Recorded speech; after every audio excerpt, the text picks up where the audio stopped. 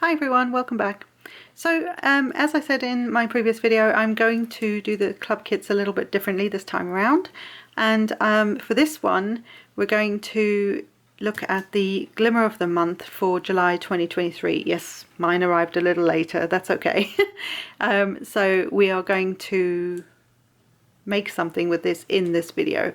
Normally I do this in one whole hog, if that made any sense. Anyway, so the Glimmer of the Month is a polished brass colour, and it's a beautiful colour, and we will use this with the Glimmer of the Month dies. And of course this is the Glimmering Christmas Flora for July 2023, and it's so cute. So there's this beautiful glimmer plate, and within here is a die that will cut that center out if you want to. And then you could create, I suppose you could create a little bit of a, oh, you could create a shaker card, because this part will be on your main piece of cardstock. So you could create an opening here for a shaker card or something else in the middle there. And then the sentiments that it has are Merry Christmas and, if I can read it, may all your days be merry and bright. So each one of them also has a little die to cut that out, which I love. That's one of the best things about, well, there's lots of best things, but there's one of the things I love about Spellbinders is that they do, with their glimmers, they do have coordinating dies to cut out the sentiments. So you could combine those two or use them separately. And this is the sort of thing that you can create. So by cutting that center out, you could have a separate color in the middle there. Yeah, lots you can do with this. So stay tuned and let's go and make something with this in this video.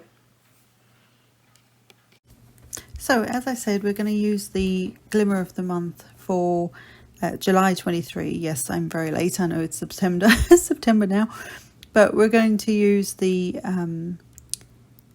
Glimmering Christmas Flora, and I've already done the hot foiling because, quite frankly, my camera overheats when it gets too hot, and the Glimmer hot foil machine does get very, very hot, which is why it glimmers up all these beautiful things. So it is a fun thing to do, and I do encourage you, if you don't have one, to grab yourself one. So for these centers, I'm going with a black, white and gold theme for this card. And in order to get a bit of a shadow, because I suddenly realized that the center of my hot foil piece that I cut out is it won't show up the white sentiments that I had hot foiled and cut out. So I needed to kind of create something that would help to bring those sentiments forward. So a couple of things I'm going to do. First of all, I've taken the die that cuts out the sentiment itself, and I've cut that out just in some black cardstock as well, and then I literally cut it in half, and I'm going to use it as a bit of a shadow type of effect. It's not going to be perfect, but I'm just kind of using the bottom half of it at the bottom of the sentiment strip, and you will see that better once I can show you. So it just gives a little bit of a shadow there, and that will help to highlight the whiteness of the sentiment itself. And then I'm taking the other half of the piece that I cut and popping that on the top half of the sentiment. So again, so that it creates a little shadow at the top and the bottom is what it's going to do. So it won't create a shadow, like I say, all the way around the sentiment, but using the piece that I had, I at least can define that a little bit better.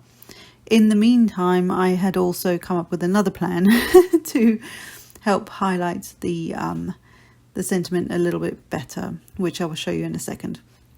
But that just gives you a little bit more of a just to make it stand out a bit more.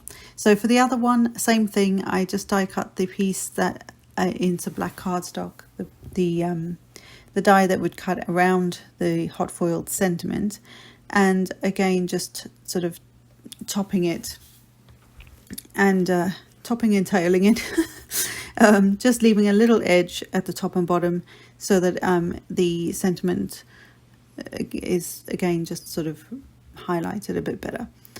And I'll show you this one in a second as well. It's a little fiddly, I will admit, but but it will make a big difference.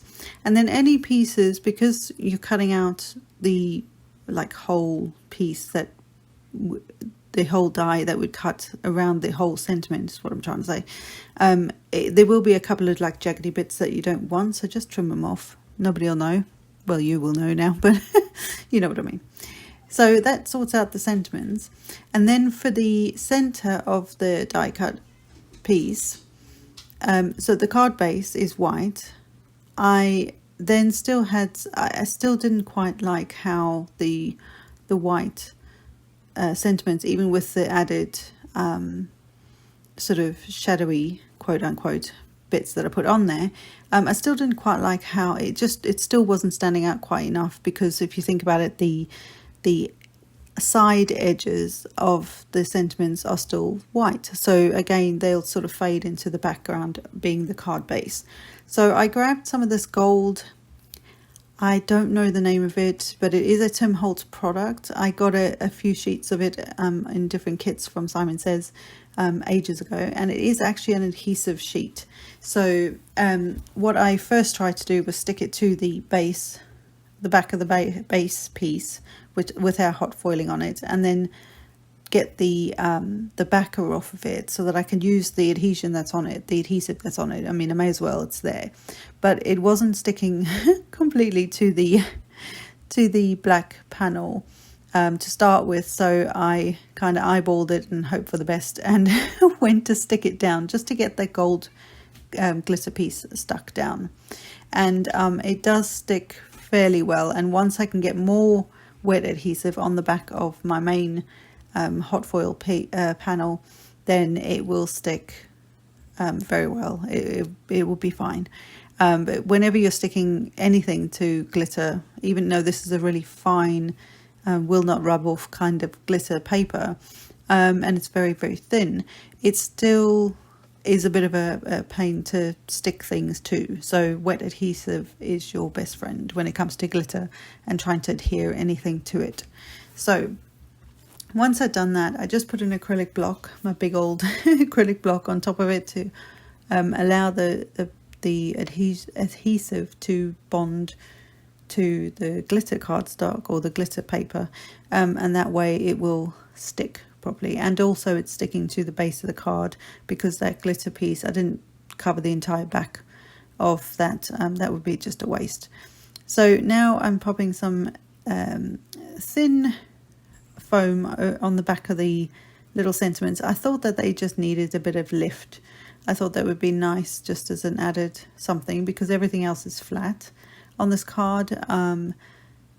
I just thought it made sense to try and lift that up a little bit. So I've got this really thin, it's about 1 mil high. It's not thin as in, I mean, it's not particularly wide, but it's not super high either. It's only about 1 mil high. And it's a really nice foam adhesive that I've got. I literally went onto Amazon and searched for foam adhesive on a roll, that was acid free and things like that. I always make sure my adhesives are acid free at least, because if you do decide to use any of your stash with your photographs and that, then or anything that you want to save and put into a memory book or something like that, then you need it acid free, because otherwise, trust me and ask me how I know. I adhered some photos down into a scrapbook album years ago with some, a well-known brand, but it wasn't an acid free version of their double-sided tape, and literally you can see the tape and the glue from it and whatever else is in that coming through my photographs. So yeah, not impressed, but I didn't, in all fairness, it was my fault. So there's a little tip: make sure that whenever you're buying adhesive, like a dry adhesive or a foam adhesive, just make sure it's either from a craft company that will, 9 times out of 10 they'll be acid free anyway, but look for an acid free version, especially if you're buying from somewhere like Amazon or, you know, that kind of place. So all I did once I got the foam on is got all the little backers off, and then I added some wet adhesive. This does two things. One, it helps to adhere to the glitter. Again, you're putting something onto glitter. It's harder to adhere just with a normal double-sided tape or foam tape. And two, it gives you a little bit of wiggle room to move them around a little bit before they start to bond with the paper underneath. So that's just an extra tip there. And then I popped a acrylic block on just to help, again, help them bond. And then that's it. The end of this video is a little weird because I think I forgot to turn the camera off before I went off. And I picked it up. So I hope you've enjoyed this, guys, and I will see you next time. Bye for now.